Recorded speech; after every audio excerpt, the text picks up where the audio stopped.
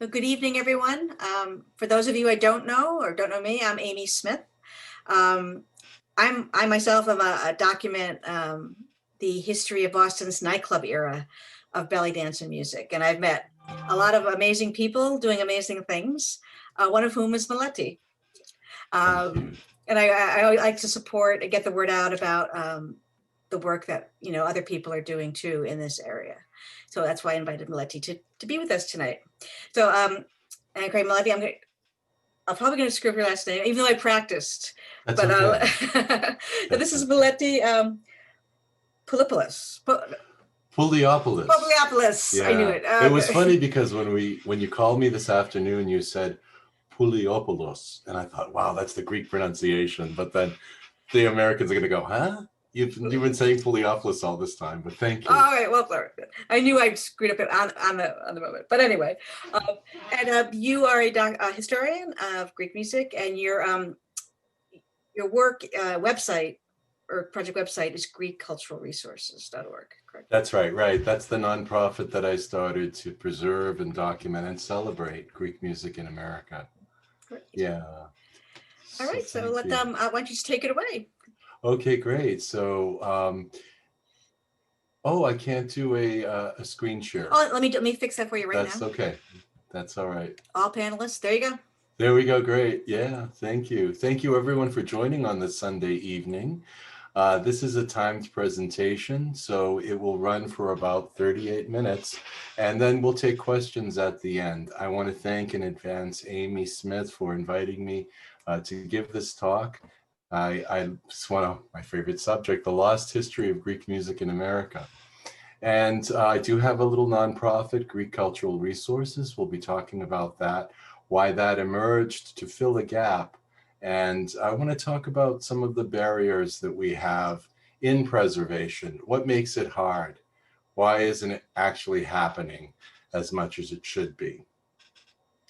Preserving the past, the lost history of Greek music in America. So one day I wake up and there's this article from the Associated Press that the composer of Misirlou passed away, Dickie Dale. Now, Dickie Dale was Lebanese, and I remember Misirlou going much further back. I mean, most of the people on the call probably realize it was really written by Nicholas Roubanis. This is the sheet music that was produced from 1938 in New York, and also in the catalog of copyright entries, it's right there. And why wouldn't someone from the Associated Press actually go in and look up this catalog entry? These are online, by the way. You can see in the upper left, it says November 7th, 1927, Misirlou Arabian Serenade. Roubanis himself had a very rich history. This really hurt because it sort of wiped out all of Roubani. I mean, he wrote the music for the Divine Liturgy, and it was just still being celebrated today, many churches here in America. And he came here and he directed choirs between here and New York. I want to put across a point that music is a central part of Greek culture and Greek identity. I think it's really important. You know, the center of the community in America, and for Greek Americans, for most of us, was the church and still is. That has been the center of where everything sort of happened. Everything sort of flowed from that. There's a huge tradition of ecclesiastical music that is also lost. And think about that when you were young, right? You went to church. This is my sisters and I. Fortunately, I didn't have to wear the white gloves, but here we are. We went to church and we heard this wonderful music, and it's part of our identity, right? Part of who we are. We also went to these wonderful picnics, outdoors and in the woods. And not big festivals, by the way. These are just day picnics. There'd be musicians, there'd be dancing, we'd have some games, very relaxed. House parties. My sister and I in the corner, they're dancing. But I'm showing you these things because I think you probably have some photos in your own photo albums. We grew up in a time when there was one record player, one radio in the house. Everyone listened to the same thing, experienced the same thing. There was an intimacy. There was a connection intergenerationally where we could bring forward our culture. And so, I mean, I grew up with 78 RPMs, but these are some of the great LPs that were in my hands as a young person. I remember the cover art. I remember how familiar we became with these albums. I could look and say, oh, this is Greek people. Well, yeah, you know, it would reinforce these images. And then there were some other images from other records at Alibaba's party. These are records, by the way, that were produced here in America. They never made it to CD. Most of the music is not on YouTube, let's just say. And there was a lot of dancing. I grew up with dancing in the house. We danced all the time. We sang, we danced. Greg Thomas and his Bouzouki Orchestra. This is from GFS Records in Lynn, Massachusetts, Greek Favor Shop Records. A lot of history. And this music is lost. I mean, you could hear it on Mondays with Meleti. A lot of people have this record, I'm sure, in this area, but maybe not in other parts of the country. So what do? You know, do we put out a CD and sell it? Or do we find a place to deposit it so it survives through generations? Why are we losing it? Well, I mean, we have cultural barriers. I want to talk about that. We have academic barriers and there were institutional barriers. And I'm not sure why. There's this predominant frame of thought that my village is better than yours. And in Greek culture in America, historical events have unified us, but then we go back to this tribalism. And I mean, it could be my baklava is better than yours. You know, I had an uncle who made rice pudding once. We all went over and said this was so delicious. And my aunt said, you haven't tried mine. You know, and there's an expression that it almost echoes this kind of jealousy about each other. And there's spudea talachana. In other words, yeah, big deal with your vegetables, right? Generally said to someone to put down an accomplishment rather than encourage and say, bravo, su. So I got to tell another story. I was at a dance once, there's some word around about my nonprofit, and this fellow leaned over and said, you know, I've got a lot of money. I said, oh, that's good. And he said, I gave $100,000 to the church. You know, I looked it up and it was true. And he says, so what's in it for me? What's the investment here? What do I get back? I'm thinking to myself, wow, this is so strange. He just doesn't get it. It's a cultural investment. We're doing it to preserve it, to keep it going. In the game of football, we would call this an incomplete pass. It's just somehow we have skipped a good 20, 30 years here in transferring our traditions and the importance. We haven't conveyed them. So I was DJing one time at an outdoor event many years ago. I was a performance DJ, and a young woman came up to me and she pointed down at the record and she said, well, the last one was good, but I'm not sure about this. And I said, okay, what do you mean? She said, well, I just don't listen to anything I haven't heard before. And I thought, wow, I understand. She's lost her whole context. She's lost the context of the music. We have context, singing, dancing at home, going to these festivals, dances, clubs, whatever. When music we were exposed to it. We're a generation or two removed from this now. And there is a decline, yes, in the church and in community participation, in the homogenia, right? So those are cultural barriers. There is academic barriers that also weigh into this picture, by the way. We have to understand that Greek American history is part of American history. You know, we have to start teaching it. The last 100 years is not being taught. All of these accomplishments, not just in arts and culture, what we're going to talk about tonight, but I'm talking about contributions to the American society, to advancement of culture in general. It's not being studied. It's not being preserved. Why am I here for music? Well, I love music and this is what I do, but it touches on all these parts of our lives. You know, I get a call one day from a young woman who graduated from a day school, Hellenic day school. It's like they have sometimes grade school and sometimes they have, this is a high school. She said to me, can you tell me what good folk music is? And I said, my God, didn't you get that in school? She said, not really. I said, well, where are your parents from? She said, well, my father's from Crete, my grandfather. I said, good, let's start there. But it shocked me that they just went through a Hellenic high school, equivalent high school, and didn't have the exposure to music. Where when I grew up, there was some, old fart that would go in with his turntable, throw it down, and they would start playing things to expose us. I'm saying these things, they're kind of explosive. You don't want to rock the status quo, but I'm telling you these observations that I have. The academic standards, unfortunately, are very relaxed. From what I've seen over the years, the last, again, 20, 30 years, the rise of the internet, the research itself, in a way, has become more difficult. People they're frustrated. They want immediate gratification. And they're accessing secondary literature. In other words, a Google search, whatever it turns up, well, that's the story. Right. So Dick Dale wrote Mizzaloo. Now it's in Associated Press. Now it's in a book. Now it's erased everything else. There's misinformation out there. It's serious. It's serious because the artifacts we're talking about are falling apart. We're losing them. All these wonderful projects of oral histories going on, some of them funded with some pretty big money, some just little small ones. No one seems to ask about music and about these ties in religion and home life and community.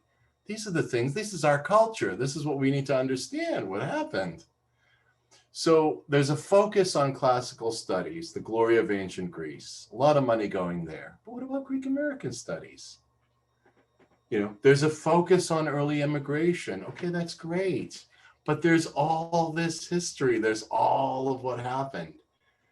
And I can't tell you how many, I call this my section, Rebetica, please put the pipe down. Because I've been getting so many calls about Rebetica. I've had 4 filmmakers from Australia, from France, 2 from Greece that came here. And they wanted to ask me about Rebetica. So I pull out the hookah. This is my grandfather's 1920, circa 1920 hand-painted hookah. And, I tell them the story, play some music. Okay, but do you realize there's been so much research? There's a bigger picture. There's a bigger picture to music and culture. There are deeper connections. There are connections in our religious music, in our folk music, in our popular laika music. It's not all driggy in a hash den. Okay, so then they say, okay, well, we want to do that. Well, please come back and tell the story. I want to talk a little bit about institutional barriers. I want to be careful because there are institutions that are doing very good work. Absolutely. And I'll give you a list, but I'm going to speak with some generalisms because I think they're overall, it paints the overall picture. Libraries are underutilized, okay? Pre-Google, pre-internet, the libraries were full. That's where you went for your stuff.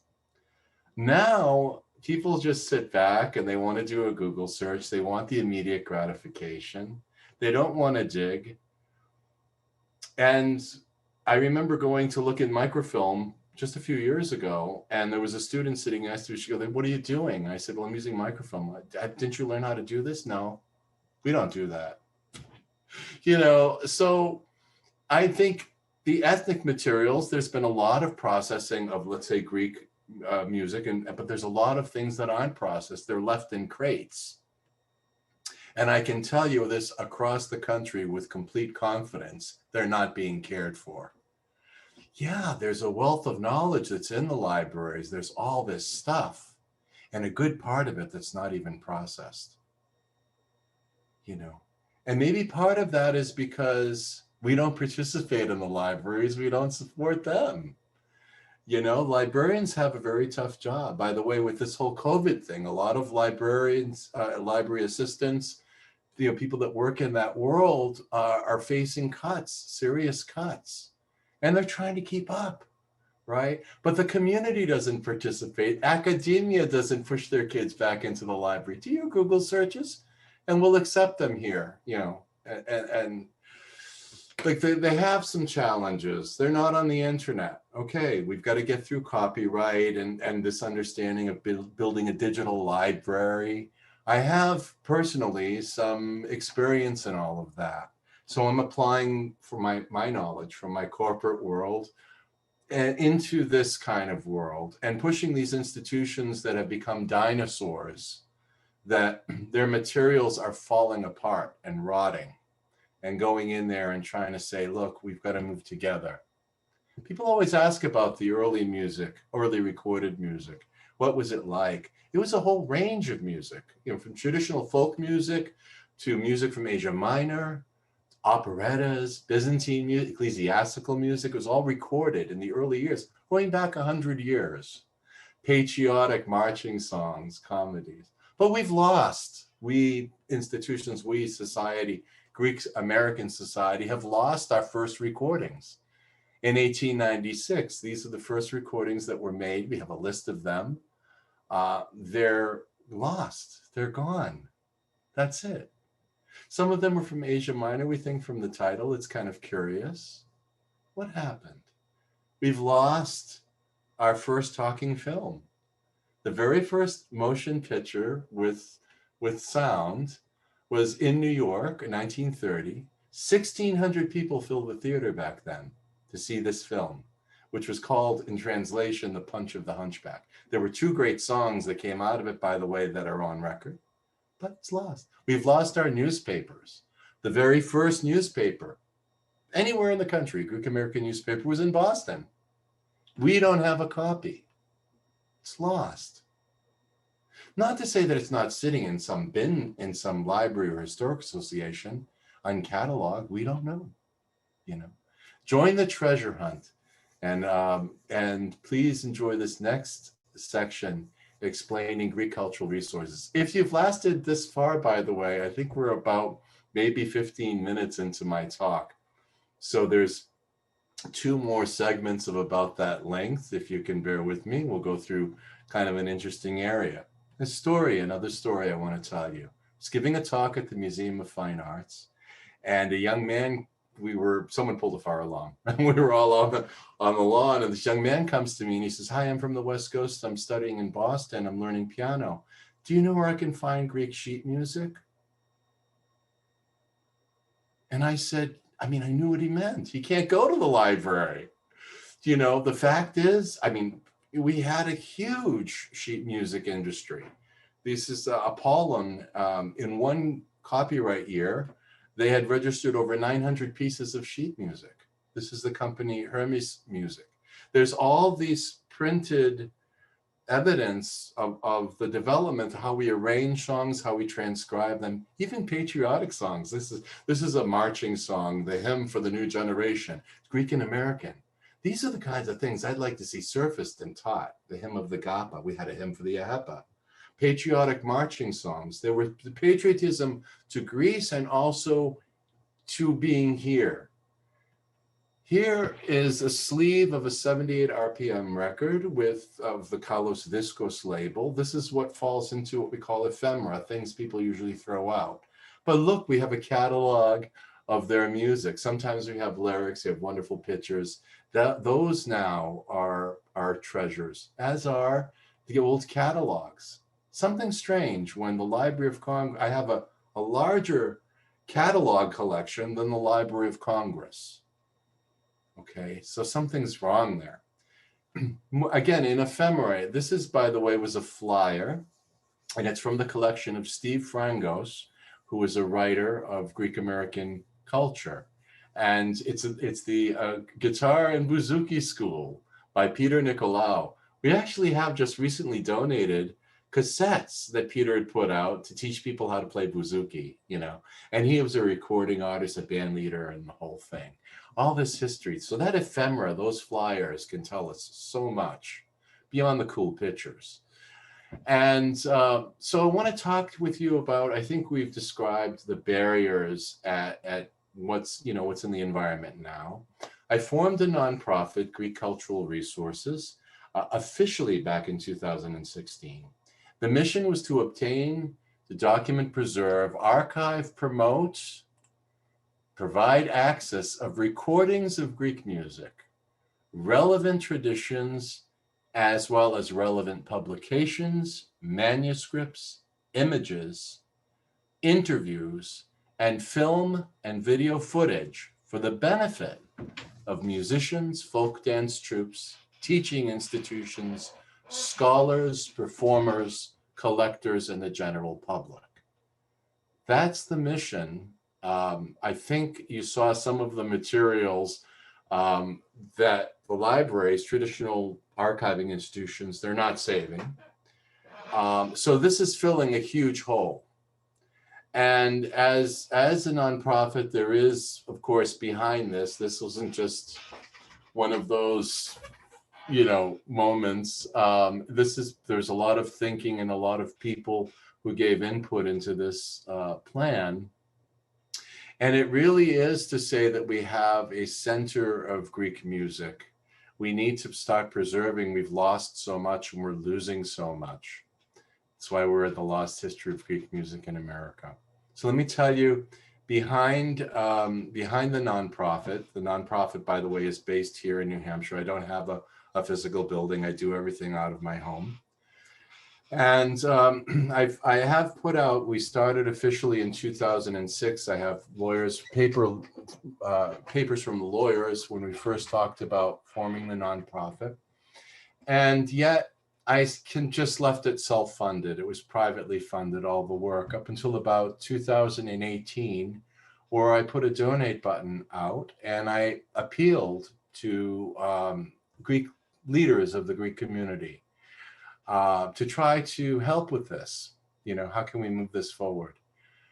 Did get some donations, but basically, people aren't getting it. They're not seeing the importance of it. There's an extensive collection here, extensive. And thanks to the generous donations of so many individuals and their private home family connections, not just records, but sheet music and books and videos and field recordings and photographs. And it's a beautiful thing. So that all has to be, of course, processed. There is a seed funding proposal. This is as a business, right? So there is with financials saying this is how it would look between 3 years and 5 years. It's a whole plan for preservation, to provide access, and to encourage and stimulate participation. Relationships are really important. I always say we're not an island. We can't do it alone. The interinstitutional relationships and the leverage we could get from that. And ultimately, we want to celebrate these traditions. But if we don't have the material around, it's gone. It is gone. And shame on us. So there's a lot of work that has to be done. So I serve right now, the nonprofit serves to scholars who have come, they're working on their thesis, or they have an article or something they're doing. They come, they do their research. Artists, from musicians to filmmakers to people who want just cultural information. I happen to have it here. Filmmakers, documentarians, the general public. All this core work requires a lot more resources, both financial and people resources. It requires a building. My condo's gonna burst. And it's not just this collection, by the way. There are 4 other in my network, my private network here, extensive and intense collections that no library here could take over right now. Explain why in a minute. I have to do, as a historian, as Amy introduced me, my ongoing research. I have to keep on studying. I have to be able to be that one that says, yeah, this is important. That photograph, don't throw it away because that person did this. And they're historically important. So I have to keep on doing my research. I have to be able to do that, to give lectures and sound intelligent about what I'm saying and authoritative. And I think it's a great way to help to raise people's awareness. I don't think people really are aware of this. So Amy, thank you again for giving me this virtual platform. I do public displays of my work.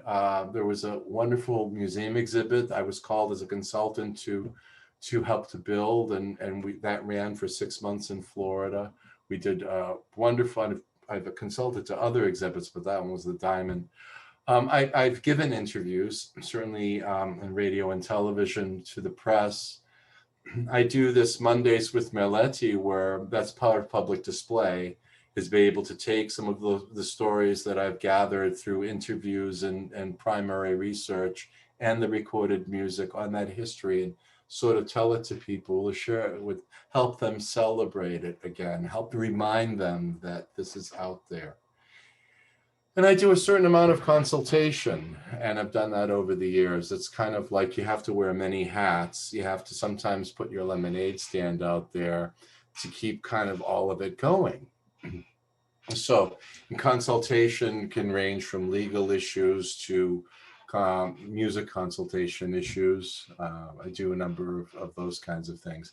Wanted to talk with you about, there are several projects, of course, that are going on right now. Behind the scenes. So the Sam Tiannis Collection. Now, Sam Tiannis was a professor of ethnomusicology. He's 93 years old right now. He has one of the largest and most special collections, I think, in the country. Not only is it a research collection, he has over 165 instruments from all over the world. He has became a scholar and recorded in Greece, became a member of the Academy of Athens and recorded in 1958, 59 for a year, has hundreds of field recordings and a whole body of work. Dino Pappas's research collection, a good part of it is here. It came through a collection from Greg Brown, who was an associate of Dino's. Dino is sort of the father of discography. He had worked with Greek discography, ethnic discography. Had worked with Dick Spotswood. Richie Samorian is a good heart, good soul. Passed away a few years ago. For over 40 years, he filmed, recorded cultural events, music events from beginning to end. We have videos and audio. He had about 1,000 records in his collection, 1,078 RPMs. So, and Grecian Echoes, their collection of 250 tapes, reel-to-reel tapes from 1950 to about 1990, with not just radio broadcasts, but cultural things, church things, beautiful cultural pieces. These are special pieces. And there's a lot of ecclesiastical music now that we're getting by way of manuscripts and field recordings and photos and things like that. So I think we need a space for that, a special project for that. One project I was called in on was the Hellenic Chronicle newspaper digitization project. Let me tell you a little bit about the Chronicle and how I sort of came into the picture. It was really a blessing. Everything is just, you know, the way it came about. The Hellenic Chronicle published from 1950 to 2000. It was the leading Greek-American weekly newspaper in the country. And it gave Greek Americans, American Greeks, a voice. And beautiful because it was, although published in New England and Boston, it had national and international news. And it covered all of those aspects that we talked about: the church, the community, the music and art scene, both what was brewing up here, and there was so much scholarly writing and all of that, but also everyone that came from Greece, because Boston's a metropolitan city, so they all came through. The political relationship between the Greeks, Greek Americans, and in the American fabric, the historical, the development of the culture, all that's in the pages of the Chronicle. So I missed the Chronicle, published again by Peter Agris. So I had gone to a local library to find a copy. I had my list of, when I go to the library, I have to look up in 1960 this and in 1950 that, and someone, and I called up the local library and they said they didn't have the Chronicle. They threw them out. Well, they had microfilm. And I said, no, the microfilm's partial. So I went to different libraries, down to the all to Lowell, down to the Boston Public Library, to Harvard, calling up the Library of Congress. Everyone threw out their paper editions. So I contacted Nancy Agris Savage. She's the daughter of Peter Agris. And I said, Nancy, please tell me that you've donated, your family's donated a collection. She said, well, yes, we did. I'm sure of it, the Archbishop Yakovos Library. And I said, wow. I said, have you ever thought of digitizing? She goes, well, yeah. She goes, we started a project. I don't know, but at that point, I think it was like a year and a half had gone by where there were some discussions about that. Nancy wanted to have this preserved. So she was trying to work with some people, and all of that sort of ended up on a back burner. It didn't really seem like the solution, the right approach. And she showed that to me. And I said, okay, well, how about this? And what do you think? And she goes, yep. I said, can we get it funded? And we're both like, who wouldn't fund this? This is such a great thing. The last remaining 50 years of newspaper history from the Hellenic Chronicle, 50 years, that is at risk. It's crumbling. We're losing it. And all we want to do is digitize it and make it available, preserve it and make it available, right? Be able to celebrate again. So long story short, the project is in motion thanks to the generous donations from the Alpha Omega Council of New England, the Hellenic Women's Club of EOK of Boston, to the Lingos Foundation, and to the generous donation from other people. I mean, a lot of individuals came forward, at least in the initial call. We've got about half of our funding for it, and we've done a lot of processing. What I want to do is give you some sneak peeks at some of the things, because Amy, I know there were a lot of people in your core group when you invited me that are interested in music and culture. After all, music's kind of the thing that I'm interested in too. What I want to do is show you some clips from the Hellenic Chronicle project. These are newspaper clippings. We're going to start very early, from the early 50s. I want you to know that if you go to Facebook, we do have a page there, and you can find out more about this. But here is a clipping from the Club Khayyam, and it's wonderful, launching their grand opening. And what's beautiful about this is that we can see that they're already coming out of the gate saying they're going to have famous Greek and Oriental entertainment. And they did. They really set a mark in Boston. It also shows the other people in the community that were excited and that sponsored them or encouraged them, helped them. And this is the evidence of how the community was a little bit more unified back then. There's different parts of that come through in the Chronicle history. We fast forwarded, this is something that we put on Facebook. Fast forward ahead in the Hellenic Chronicle, and this was the scene for the 18th anniversary, celebrating their 18th anniversary. What's cool about this, not only do we know a lot of the people, there are people alive who remember being there and remember those faces, right? So here's the flyer that came from, and this is the full page of the Hellenic Chronicle that we're showing you. And so I can't zoom in so I could show you better, but on the top of the photo, you'll see these musicians, the famous clarinet player Suka, who had come from Greece, a couple of belly dancers. I don't know, Amy, here it is, right? The stuff's going to come out. It's going to come out. Just about all the clubs seem to advertise, and all the little ones, the big ones, all the associations, right? The church associations. This is something, the famous bouzouki player, Tiannis Collection. There's so much of his history here in America that's never been told. Yet books and documentaries, unbelievable musician, unbelievable composer. You remember the song Marinella or Karabiberim. He was the first ones to record it, right? He had done so much recording. Well, here, it's misspelled his name, Papawanu. It's Papa Iouanu, but the Greek is represented with a W, Omega, so you could see kind of how it fell apart. Playing with Costa Kamani at a Somerville Glendy, right? And now we can see, where did Somerville used to have, as a community, used to have their functions and who was there and the whole history. Right. So another thing from the Zara, there's a lot because you can see the development of these clubs, both in text and articles, by the way.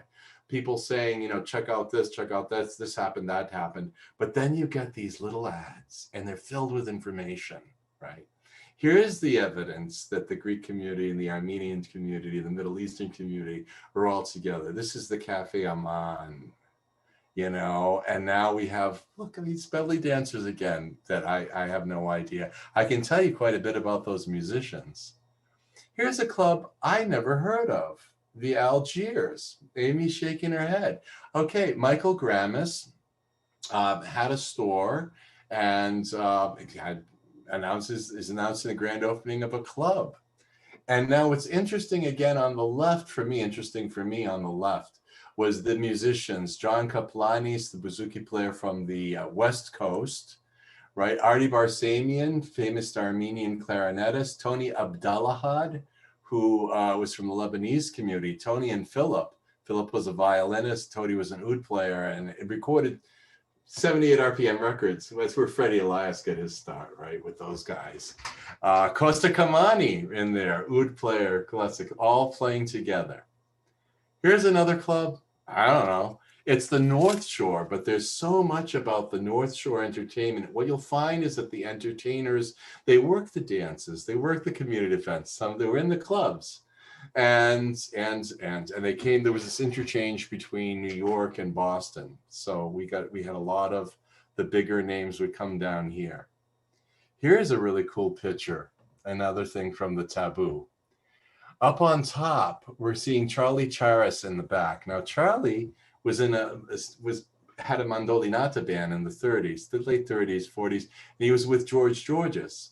Later, George Georges had the George Georges band, and then it went on, of course, to become the Grecian Keys.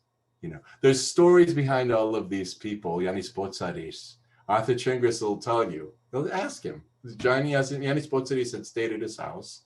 He had played at all kinds of fairs, from a community affairs, a HEPA, big kind of shindig, black tie kind of things, to dances, to the clubs. And again, I'm not sure who the belly dancer is.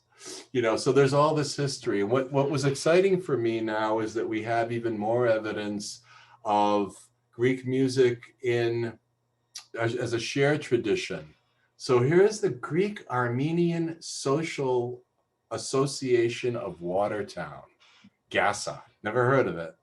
But in the 50s, mid 50s, they were going, and you can see where they say Greek Oriental Festival, right? Oriental music. So there's a little J. Anthony, which was a local Greek band, and Artie Barsamian. Fast forward, now this is from the Hellenic Chronicle, and this is from 1969. And this is Fred Elias and his Ensemble of the Renown. So this was Freddie's original group with George Alavizos added in, right? And so Goya, these community organizations, church organizations, they used to do so much fundraising. And if there was a cause, they would all get behind it and they'd fundraise for the church, for the cause. The community was united and everyone went to these dances. Everyone, and it's just amazing how times have changed, how those days have gone. But anyway, I really love this flyer. I loved the fact that it was $350 to get in. But this picture of George Alavizos, we have some videos from Richie Samorian's collection of George Alavizos and Arthur Chingris playing in a band called the Olympians. But I mean, this Alavizos is one of those figures that we've got to interview, Here's kind of a cool thing from JoJo's room. George Kamani says a lot of our musicians played up at this place on Riviera Beach Boulevard, and here we have Billy Alaferis, the violin player who played in different traditions. I never heard of the Club Symphony, but I think tomorrow I'm going to go and Google Map 280 Huntington Ave. What is that? Now we're learning how the venues may have changed names, who was playing there. George Kamani and Costa are still around. We could ask them, I suppose. Now here in the Hellenic Chronicle, we're seeing some advertising from the Catskill Mountains. And this is from the famous Monte Carlo Hotel. So they advertised for years. There were articles because they were running buses from here to the Catskill Mountains. So now we're seeing just a range of performers. There's all of that history. You know, the Hellenic Chronicle is going to be the first newspaper in the country documenting Greek American history from that period of 1950 to 1970. We can say that it's going to be the first, right? All right, the road to the Catskills. Here it is, the story of the Cafe Tamba up in Lawrence, Mass, right? And this flyer came from the collection from Steve Frangos. And Ada Tapuzian had done a wonderful thing. He pulled together a lot of this material and the story, had done some research. The story behind the J Record Company. This is the popular road to the Catskills, right, that everyone remembers.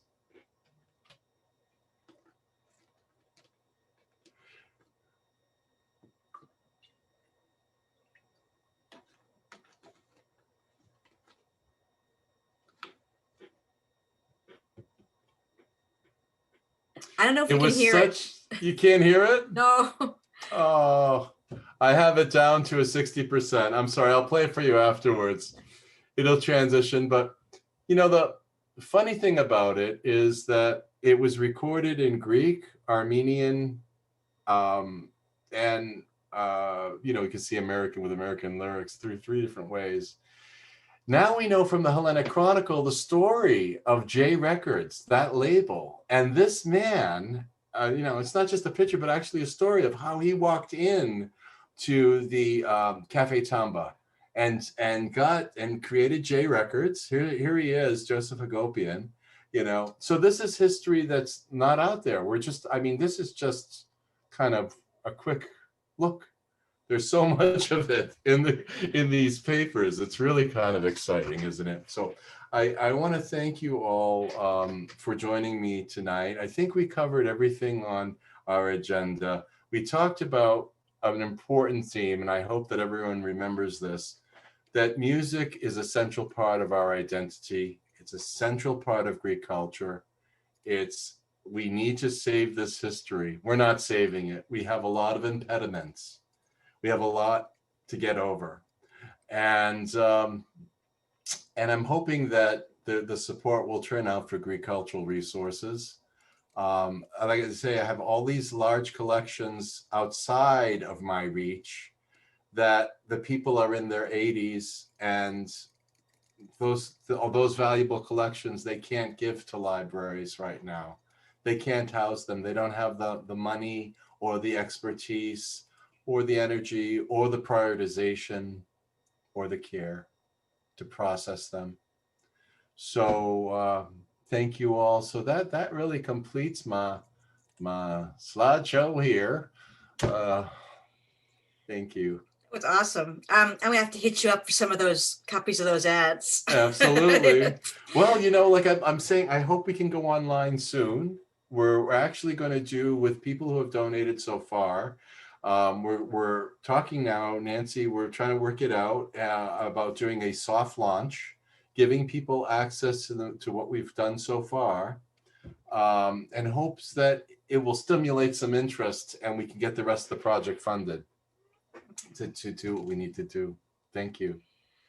I'll be putting, I put some links in the chat already. First, where you can find Mondays with Meleti, 1550 AM in Boston, also GrecianEchoes.com, his research website, and I'm going to put in now the donation link too. Oh, so thank you. As always, I like to make these talks free and available to everybody. And my hope is that you might donate.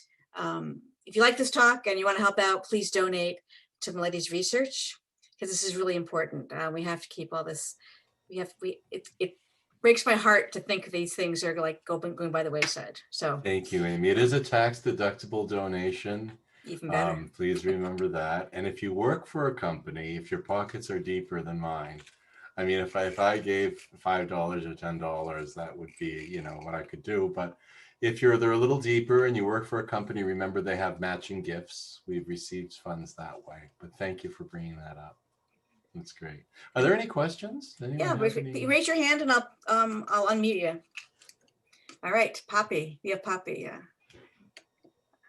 Go ahead, Poppy.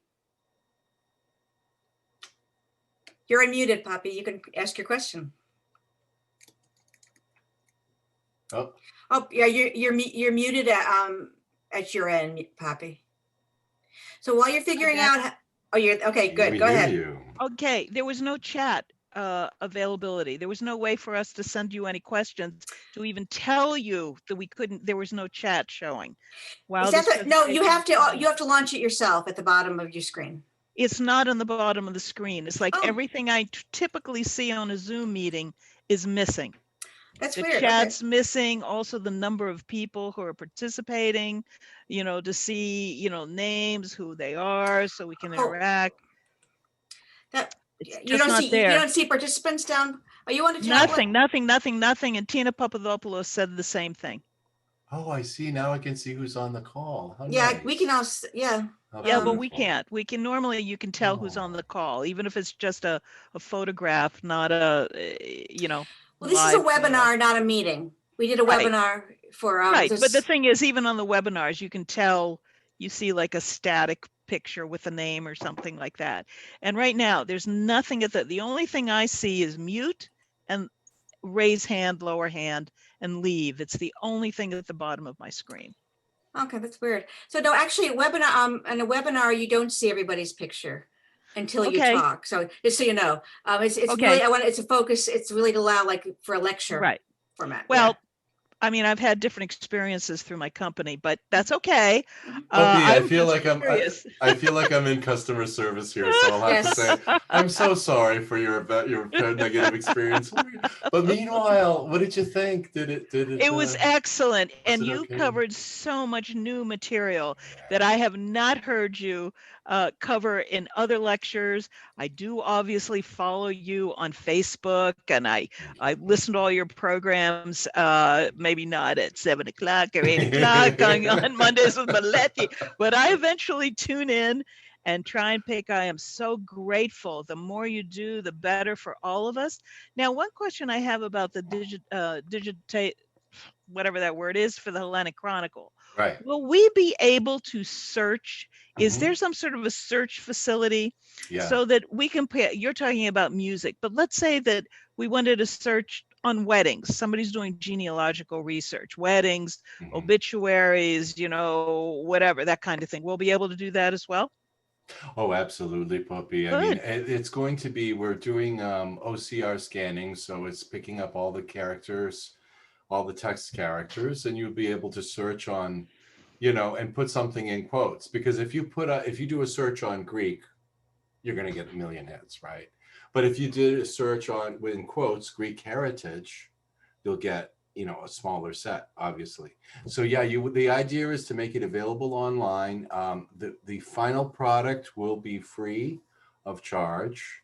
We don't want to have to do it as a pay to play.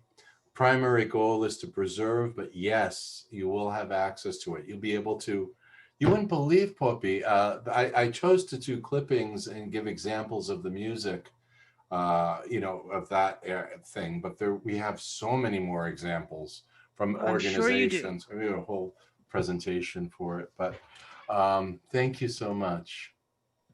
My pleasure. I just solved the mystery of the chat. As always, Zoom is constantly updating. I just made the chat available. I had to turn it on. It was turned off by default. Really? Yes.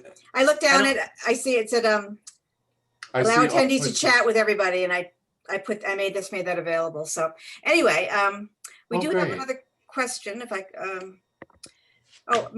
Mariana Brown had her hand up, but I know she's still. Oh, good. Oh. But now it's down again. Oh, I put up on one. She was in one of the clips, I think. I actually there was a picture of her in one of the clips in newspaper clippings. Oh, and Leah Dacus says hello from LA. Oh, good. Yes. See, now everyone sees the chat. There we go. Yes, and to James Markakis, we will republish the recording. I'll give a copy to Meleti for his website and Facebook page if he wants, and Thank I'll you. put it in my my group, Boston's Nightclub Era. That's great. Yeah, I know I used some very strong, very passionate kind of examples today, but it was really to drive home a point, because I think it's easy to say that the status quo is just fine.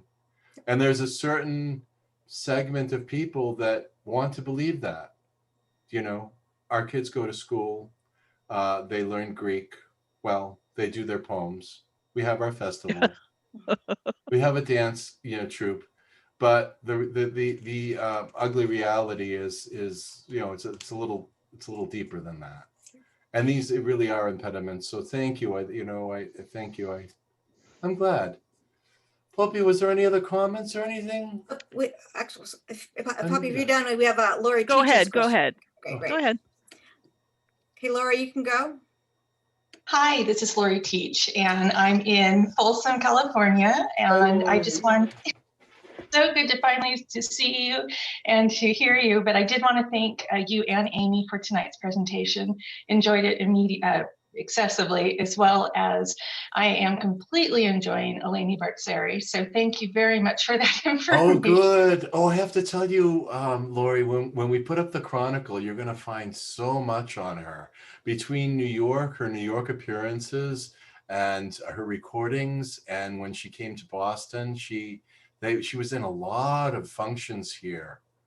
So you'll get a lot of history of her, a little bit more. I will. I haven't looked at them yet. I told Nancy, the head of the project, I told Nancy, I said, Nancy, it's so hard to do this work, because I look down, I see someone like Bartzeri, and I want to read it. And I go, oh no, I got to keep on scanning. So we'll all have that, though. Thank you so much. It was good. Well, I look forward to it very, very much. So thank you. And I wish that I were on the East Coast, because if I lived anywhere nearby, I'd be volunteering like crazy to go through all the stuff. It would be great. It would be great. I tell you, I have my sister volunteering now. I got her up to 2 days a month. All I have to do is feed her, and she works very hard, and she's making all these discoveries. And I love it when people can access the collection and get excited about it. Thank you. That's great. Well, thank you very much. Yeah, thanks for joining us, sir. I have a question, Meleti. So my understanding is that most of the Greek clubs were found on the North Shore, and is that the case? Or is that because there was a greater population? There was to my knowledge, that a lot of the Greeks had worked in the mills, and it sort of came down. People follow this curve from way up in Maine and kind of follow the path of the mills down through Somersworth to Dover to, all the way into the Lawrence Merrimack Valley. And there were a lot of outshoots from that, and so much history up there. So yeah, I wouldn't be surprised if the clubs really started there. It's very safe to say, I know that my mother's uncle, who died at 103 years old, had a radio program and a dance club. Fortunately, he passed away before I could ask all the questions. So I have a lot of regret. That generation, that older generation, is passing away. And we're losing them. We're losing the opportunity. It's one, even the most strongest person of the strongest mind could have a Jessica Tandy, driving Miss Daisy moment, and wake up in the morning and say, where's my papers, and be out of it. I've seen it happen in front of me several times. So we have to, I wish we could get more people to do these interviews. That's a big regret. Right. I think it's funny when I find, like, when they say, well, I have nothing, I don't have any memories, I have nothing to share. And then you get them talking, and then 3 hours later, it's it'll come out like a floodgate. And they don't know what they know. Yeah, if you can put pictures, what's nice is that if you put pictures in front of them, or play a little recording, or show them an article, it'll bring them right back to that point in time. And what happens if you wait too long, and people who have done a great body of work are confused, their mind is confused, and they're hopping in years, and they probably have told some stories and forgotten some stuff along the way, Mm-hmm. So you want to try to get to them as soon as you can. Yeah. Now, Leah is mentioning that, and I've seen these articles too. She said we should show them the Troublemaker news articles next time about Nick with Zara and Khayyam. Yeah. I call it the Bazooki Wars, right? Is Leah still on? Leah's on, yeah. Oh yeah, Leah, you'll be happy to know that Nick Poupourakis was in fact, there was a sighting of Nikos Poupourakis in the Hellenic Chronicle. And what year was it? I'm not sure, but it was in the 50s, and it said that he was playing at a function, and there's a whole thing on it. There might be a lot more. The last time I searched for him, and trying to do this, like I said, I'm trying to move forward and not stop. But I wondered why, because I didn't see anything about the whole dispute in the clubs, about Nick between the Zara and the Khayyam, and this kind of tug of war over Nick as a bouzouki player, and then ended up going to court. And we know from, the thing it was that both of those clubs advertised in the paper. So, you have to be really careful is my only guess, but maybe there will be something there about that specific dispute. Meanwhile, we do have it pretty well documented, and there will be some other things about your husband, former, rest in peace, Nikos Dakis. We did put up in the presentation when I had a 78 RPM that showed all the pictures, and the back was Kalos Diskos was the label, and the back was, this catalog. That was her husband's label. So, wow. Yeah. Oh, Arthur has a question. Arthur, Mr. Chingris. Okay, Arthur, you are on. I think you have to unmute yourself, Arthur. Because I can't unmute you. There you go. Oh, here we go. Yeah, I just came. I saw you go on. I was in Mansfield, my brother's house. Oh, really? Yeah. Arthur, let's tell a story. Let's tell a Hellenic Chronicle story together. Okay. All right. I got a bunch of records from my brother, LPs and 45s. Really? Yeah. Did you bury the body? Yeah. No, I'm sorry. That's awful. Did I say that? No. Oh, that's great. That's great. Thank you, Arthur. So I want to tell the story while you're on. That we did find something. What was it, Arthur? Just a couple days ago, I think, maybe not even. Arthur has his father's guitar. Oh yeah. Yeah. And a couple of guitars, I guess, but also an old mandolin and stuff. And he said to me when I first met Arthur, and he showed me these old instruments, he goes, my father was a musician. He played in the area. And I'm thinking, some guy in his backyard, driggy, what like that. It's no, he played. So I'm skating along one day, and I looked down, my eyes hit Chingris. And there was this thing with Arthur's father playing in the 1950s at an IHEPA convention with the five Nicks, and it was guitars and banjos, and the whole thing was just cool on so many levels. My father used to work at a supermarket in Cleveland Circle called Reservoir Provision, and the guy that managed the liquor store, his name was Nick Lampros. And he also played the banjo guitar, whatever it was. Yeah. So it was the five Nicks. It's unbelievable, Arthur. Arthur, it's unbelievable. Amy, I have a lot of history. I'm telling you. You haven't heard half of it. Yeah. You haven't heard half of it. I've been saying to Arthur, we really need to sit him down and interview him. I did. I have to. You gotta tie me down. I didn't have to tie you down. No. Yeah, no, don't go there, Amy.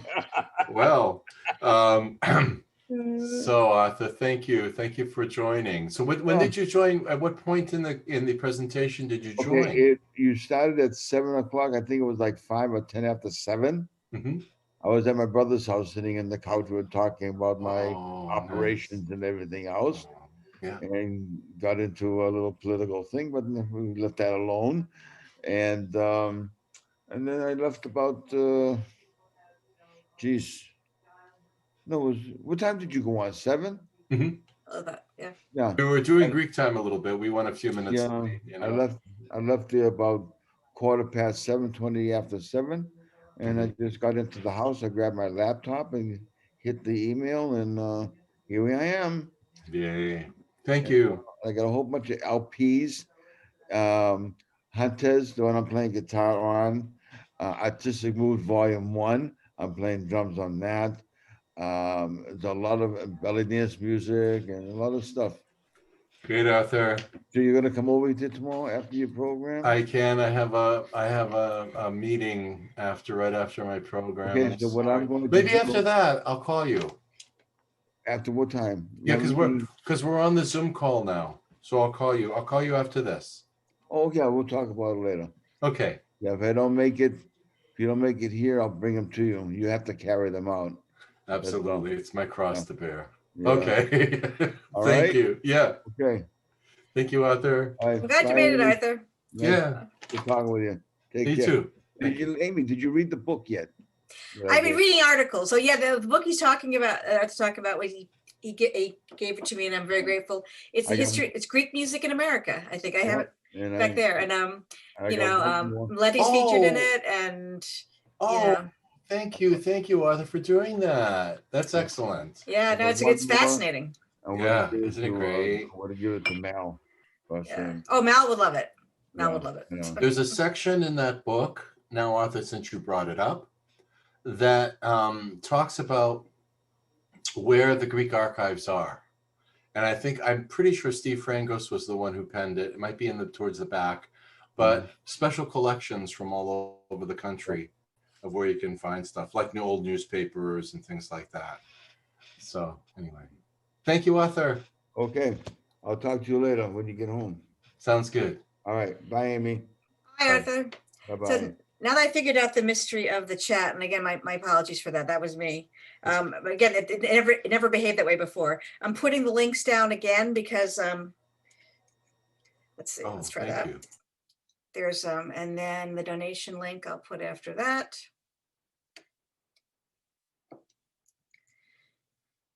And you should see it now in the chat.